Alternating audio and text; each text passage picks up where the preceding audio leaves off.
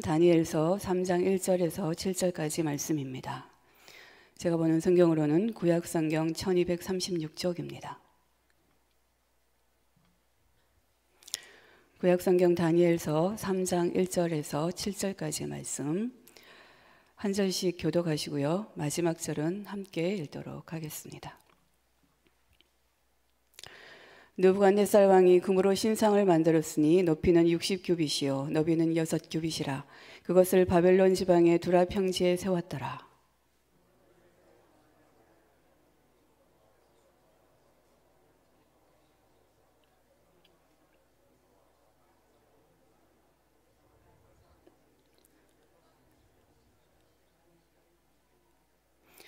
이에 총독과 수령과 행정관과 모사와 재무관과 재판관과 법률사와 각 지방 모든 관원이 느부갓네살 왕이 세운 신상의 낙성식에 참여하여 느부갓네살 왕이 세운 신상 앞에 서니라.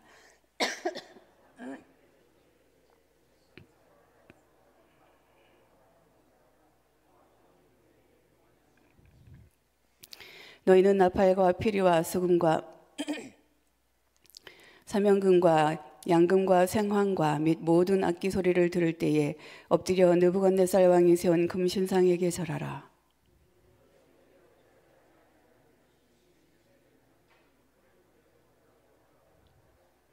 함께 했습니다. 모든 백성과 나라들과 각 언어를 말하는 자들이 나팔과 피리와 수금과 삼현금과 양금과 및 모든 악기 소리를 듣자 곧 느부갓네살 왕이 세운 금신상에게 엎드려 절하니라. 아멘. 예, 이번 주간 다니엘서를 통해서 계속해서 말씀을 받도록 하겠습니다. 우리가 앞선 새벽 시간들을 통해서 다니엘서 2장까지를 살펴보았었는데요. 잠시 그 앞에 했던 부분들을 되짚어보고 3장으로 넘어가도록 하겠습니다. 이스라엘 역사를 살펴보면 안타깝게도 다윗과 솔로몬 같은 몇몇 시대를 제외하면 대체로 긴 이스라엘 역사 속에서 이스라엘 백성들은 하나님의 말씀을 거역하는 불순종의 삶을 살았다라고 말씀을 드렸습니다. 그 결과 북쪽 이스라엘과 남쪽 유다로 나라가 나누어지게 되죠. 그럼에도 불구하고 그들은 계속해서 불신앙의 삶을 살게 되고 그 결과 북쪽 이스라엘은 주전 722년에 아수르에 의해서 망하게 되고 그리고 남쪽 유다는 주전 586년에 바벨론에 의해서 멸망을 당하게 됩니다. 남쪽 유다가 바벨론에 의해서 멸망을 당할 때에 많은 사람들이 포로로 잡혀갔습니다.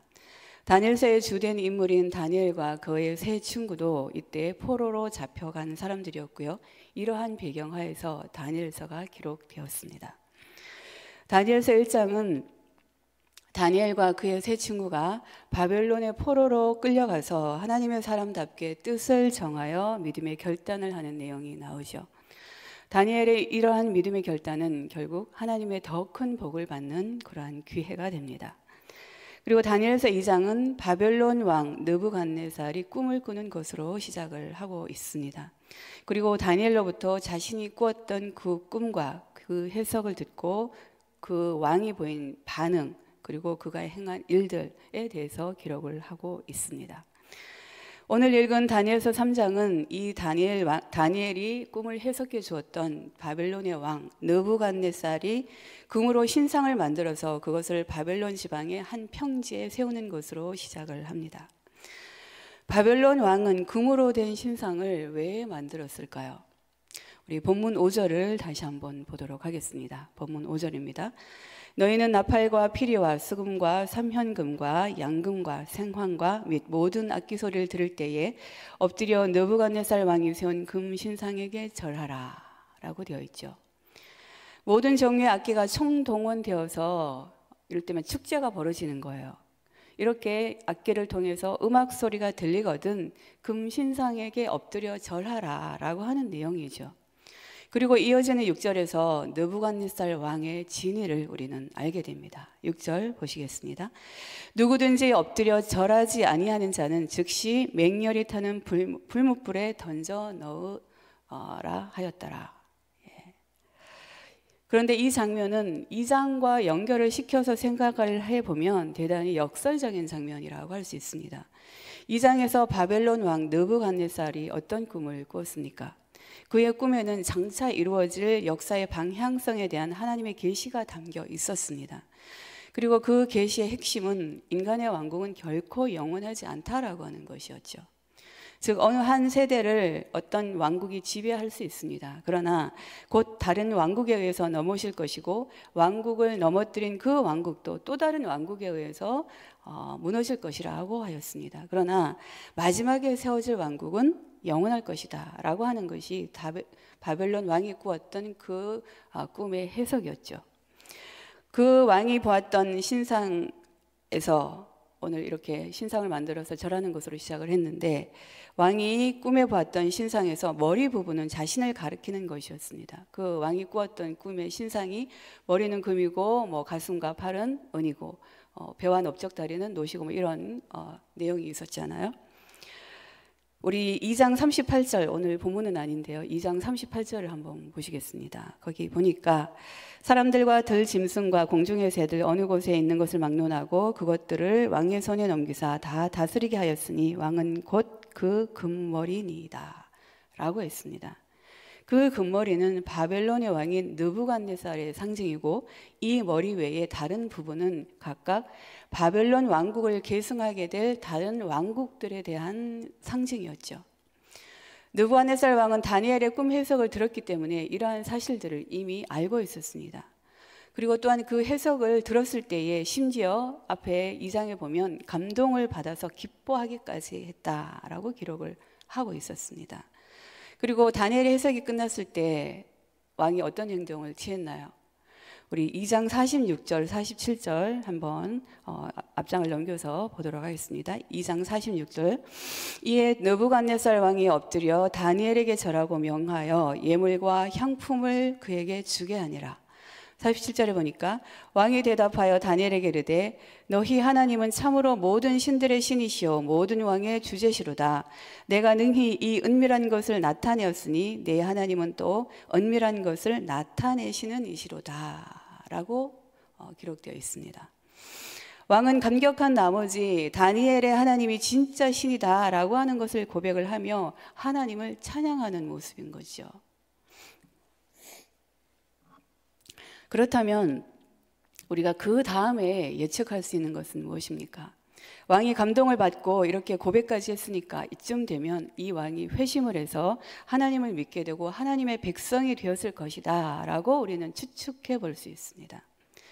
느부갓네살 왕은 다니엘과 그의 친구들을 높여서 출세까지 시켜 주었던 것을 우리가 기억합니다. 그런데 참 이상하게도 3장으로 넘어가면 이 왕은 곧장 금으로 신상을 만들고 백성들에게 대뜸 거기다 절하라 라고 하는 명령을 내립니다. 좀 이상하죠? 알다가도 모를 일입니다. 앞서 꿈에 보았던 신상의 머리 부분은 금이었습니다. 그는 금머리가 자기의 왕국을 상징하는 것이다 라고 하는 사실을 이미 해석을 통해서 알고 있었습니다. 그럼에도 불구하고 이 왕이 실제 만든 신상은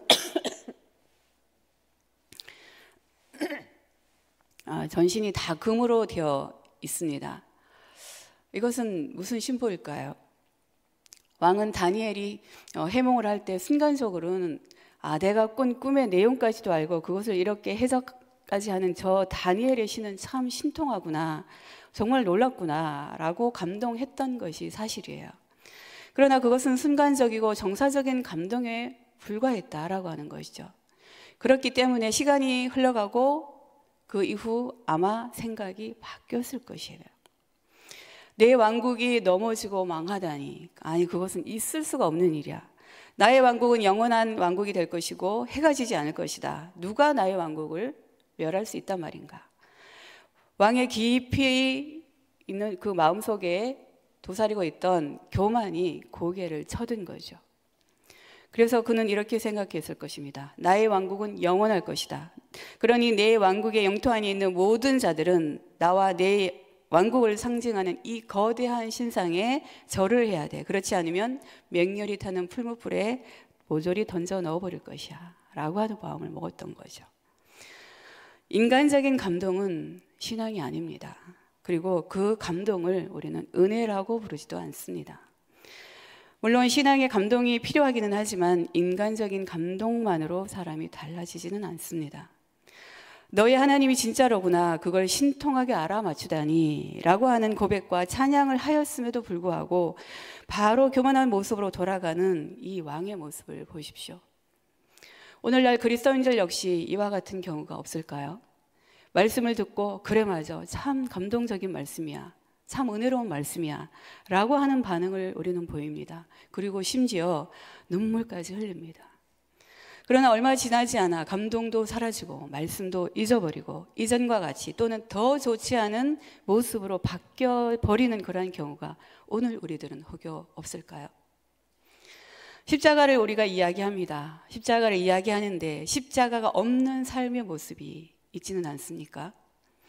사랑을 이야기합니다. 그런데 울리는 꽹과리처럼 허공에 사라지는 말뿐인 사랑을 하고 있지는 않은가요? 손을 들어 찬양하고 두 손 모아 우리가 기도를 정말 간절히 합니다. 그런데 세상에서의 삶은 찬양도 기도도 상관이 없는 그러한 모습으로 우리는 살아가고 있지 않습니까? 성경을 읽고 말씀을 듣지만 그 말씀이 나를 진정 크리스찬으로 살게 하는 그러한 살아있는 말씀으로 받고 있습니까? 우리의 신앙의 연수를 자랑하거나 직분을 내세울 것이 아닙니다. 신앙의 연수가 나는 20년이 됐다, 30년이 됐다, 또는 반백년을 믿었다, 또는 내가 목사다, 장로다, 또는 권사이다. 그것이 자랑거리가 되나요? 긴 신앙의 연수가 또는 직분이 오히려 신실하고 또 순수한 신앙의 삶에 오히려 걸림돌이 될 수도 있다라고 하는 사실에 우리는 두려워해야 할 줄로 믿습니다. 그러므로 늘 내 안에 성령님이 살아계셔서 주인 되시고 주시는 말씀이 내 삶을 변화시켜 가도록 힘쓰고 또 기도해야 될 일이죠.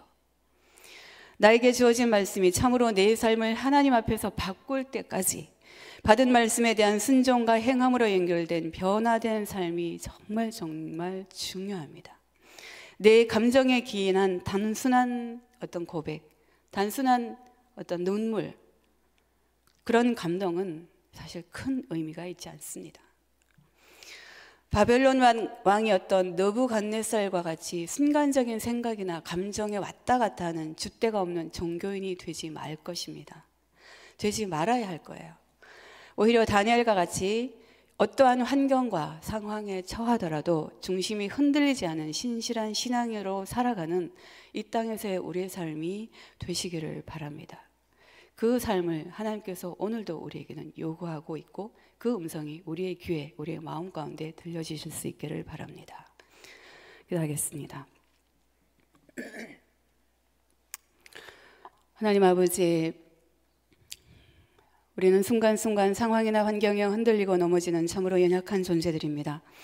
그러나 하나님, 그렇기 때문에 우리 주님이, 그리고 주님의 십자가가 우리에게 필요함을 또한 믿음으로 고백합니다.